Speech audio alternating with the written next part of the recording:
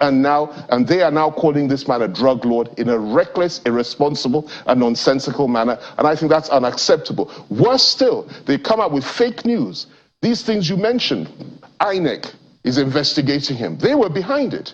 This was done by the PDP intelligence machine, which is being run, I must tell you, I won't mention his name on air, by a businessman who is very close to Atiku. He's the one behind the whole thing. We know who this man is. He's the one that pushed this rubbish out, and he's the one that fed this rubbish to the Nigerian people. And they continue to do this simply because they believe the only way they can stop this man is by lying about him, spreading disinformation about him, and trying to pull him down. Well, it doesn't work.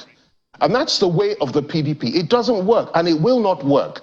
He will continue to remain focused, to go from strength to strength, to focus on the issues, to talk about the issues, and to ensure that the Nigerian people get a better deal from next year, and we build on what Buhari has already established in this country. That's the objective, and that is what Bola Ahmed Tinubu will achieve. What is your principal's stance on engagement?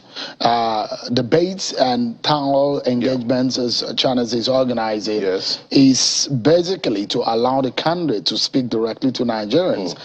Will he be attending any debates or presidential town halls engagement like we did yesterday? Well, you know very well that he's been engaging in town hall meetings. He's been one in Minna, he's done one in Nasarawa, he's done one in Lagos, he's done one in... Those are the ones organized by yourself, by your party. because these are discussions, the television cameras are there, everybody can see what's being said. I was at the one in Lagos, and you know, he's very good at that, and he likes to do that. Now, there's a difference between a town hall meeting, which I think a lot of Nigerians don't seem to appreciate, a town hall meeting which is televised with a number of presidential candidates or aspirants there, and a proper debate. That's a completely different ballgame entirely. A debate is a debate, and you've been doing this thing for years. We know what a debate is. We haven't had any debates yet. What we've had are town hall meetings with various presidential candidates.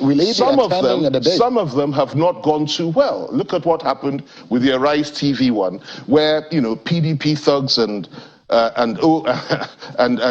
people from the other side, the Obedience, Peter Obi himself, it was a slanging match, and you know, people were shouting at each other. This, of course, does not encourage us to go to places like Arise, for example. Other ones, well, he will have to make that choice himself at every point in time, and this is the kind of person he is. And I think that decision has to be left to him. We never say never to anything, but at the same time, if and when he's ready to do that, it has to be on his own terms, when he's ready, and when he feels that the atmosphere is good, the station or the people involved are people that are not biased, that are not attempting to set him up, and that he's safe. That is the most important thing. But that choice is his choice, and his choice alone. The most important thing is to be able to engage with the Nigerian people. And sometimes, you know, some candidates have this view.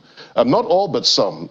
They just go over the heads of everybody and go directly to the people, because they know very well that the important issues are not what happened 30 years ago when people are lying and saying he's a drug dealer, or things like, oh, what was his certificate, you know, where did he go to school, you know, 50, 60, 70 years ago, whatever it was, when the man had been to university and come out with flying colors and commended by his university in Chicago and so on and so forth, and you know, oh, he has no record to show when Lagos is there, and the successes that he has in Lagos, 1, 2, 3, or whatever it is, each of them have done so well. You see his legacy, you know his legacy, you know what he has achieved in the Southwest, you know what he's achieved in this country. And if not for him, this country may not even be what it is today. Why? Because he built that bridge between the North and the West, between the North and the South, when others wanted that bridge to break.